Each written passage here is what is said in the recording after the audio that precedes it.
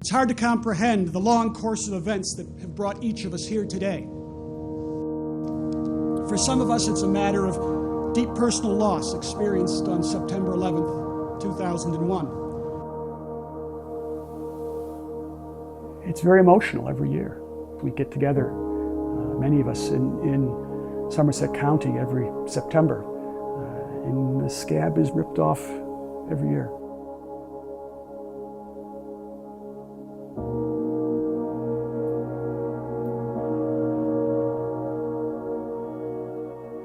Flight 93 came down in a field just outside of Shanksville, Pennsylvania. When it came down, it came over a hill, inverted, just under 600 miles an hour, and went straight in. We heard what was going on. We watched the towers come down in disbelief. It was almost surreal to watch it happen. And then, to hear that afternoon that my brother was involved, it was just a body blow. I got that initial call from my sister-in-law that Ed was on a plane that hadn't been accounted for. And it wasn't until a little bit later in the early afternoon that I got a call where she confirmed that he was on Flight 93 and that the plane had come down. And at that point she asked if I could tell my mother, that Ed was gone. Well, Ed was my big brother. He was a wonderful father, loved his daughters, loved his wife more than anything. He didn't deserve this. None of them did. Thousands of innocent people were killed that day. I think we need to remember them collectively as the thousands that were murdered by terrorists on September 11th. But we never want to forget that they were individuals.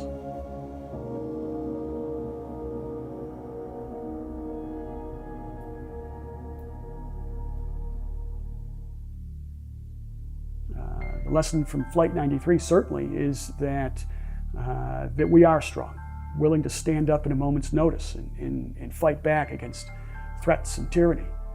And I think that it reinforced that we still have that in us. It's in our American psyche. We learned early in the process that the Navy was going to commission these 3 different ships. We were privileged to be able to meet the crew, get a tour of the ship and see not only how impressive the ship was just in terms of its capabilities, but also how the story of our loved ones was built into that ship, and it stands as a tribute to them. It's a real honor to know that the military holds those sites and those that lost their lives in such high esteem, and hopefully it will motivate those men and women that will be serving on those ships. Well, upon meeting the men and women that serve on the ship, I couldn't have been more impressed. They're volunteers. They've stepped up to the plate to put their lives on the line. How can they be considered anything other than heroes? It's overwhelmingly inspiring because we can't afford to forget the lessons that we learned on September 11th, and the crew is helping to keep those lessons alive.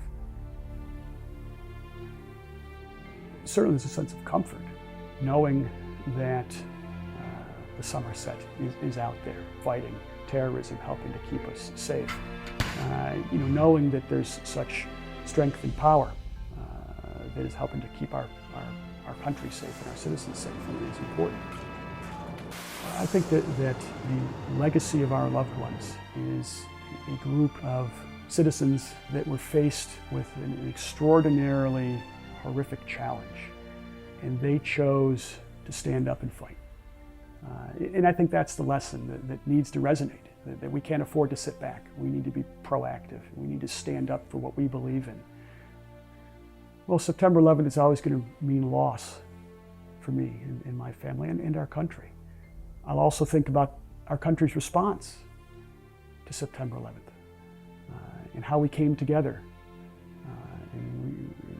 and with great strength and responded as a country to not allow the actions of the terrorists more greatly affect the course of our lives. And the end of the day, I don't know what else I could ask for. To know that my brother and those 40 other heroes in Flight 93 will be remembered.